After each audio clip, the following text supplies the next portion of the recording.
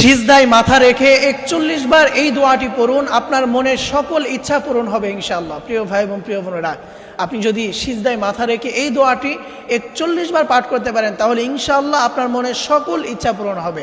আমাদের মনে অনেক সময় অনেক ইচ্ছা থাকে, অনেক আশা থাকে, অনেক আকাঙ্ক্ষা থাকে, আমরা আল্লাহ তাআলার কাছে এত বলি, এত চাই, এরপর আল্লাহ তাআলা দেখা যায় আমাদের সেই মনের ইচ্ছাগুলো, মনের আশাগুলো, মনের আকাঙ্ক্ষাগুলো আল্লাহ তাআলা পূরণ করে না। অনেকে আমাদের কাছে ফোন দিয়ে বলেন, হুজুর এত দোয়া করে আল্লাহ তাআলার কাছে, আমার এটা ইচ্ছা, আমার একটা সন্তান হয় না, আমার যেন একটা সন্তান হয়, আমার ব্যবসায় উন্নতি হয় না, আমার ব্যবসাটা যেন ভালো হয়, আমার সংসারে অশান্তি, আমার সংসারটা যেন সুখের হয়। এই ধরনের অনেক ইচ্ছা থাকে, অনেক আকাঙ্ক্ষা থাকে, আল্লাহ তাআলার কাছে অনেক বলে, অনেক চায়, অনেক দোয়া করে, এরপরও বলে হুজুর আমার সেই দোয়াটা আল্লাহ তাআলা কবুল করছে না, আমার সেই দোয়াটা আল্লাহ তাআলার কবুল হচ্ছে না।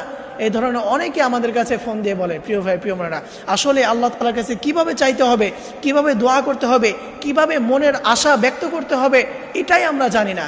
কিভাবে আল্লাহ তাআলার কাছে দোয়া করতে হবে এটাই আমরা জানি না।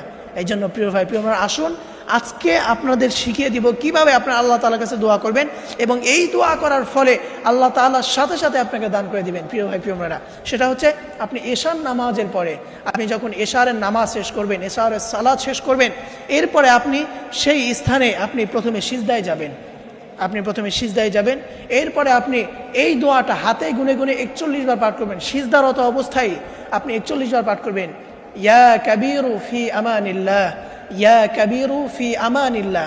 এই দোয়াটা আপনার সিজদারত অবস্থায় ৪১ বার পাঠ করবেন। এরপরে আপনি সিজদা থাকা অবস্থায় আল্লাহ তাআলার কাছে আপনি বলবেন। সেই সময় আপনার দুহাত তুলতে হবে না, কারণ আপনি সিজদায় থাকবেন। ওই সিজদার অবস্থায় আপনি আল্লাহ তাআলার কাছে বলবেন যে আল্লাহ আমার মনে এটা ইচ্ছা, আল্লাহ আমার যেন একটা নেককার সন্তান হয়, আল্লাহ আমার ব্যবসায় যেন উন্নতি হয়, আল্লাহ আমার সংসার যেন সুখের হয়। এই ধরনের আপনার যত মনের ইচ্ছা থাকবে, যত আকাঙ্ক্ষা থাকবে, আপনি আল্লাহ তাআলার কাছে দোয়া করবেন, তাহলে দেখবেন ইনশাআল্লাহ আল্লাহ তাআলা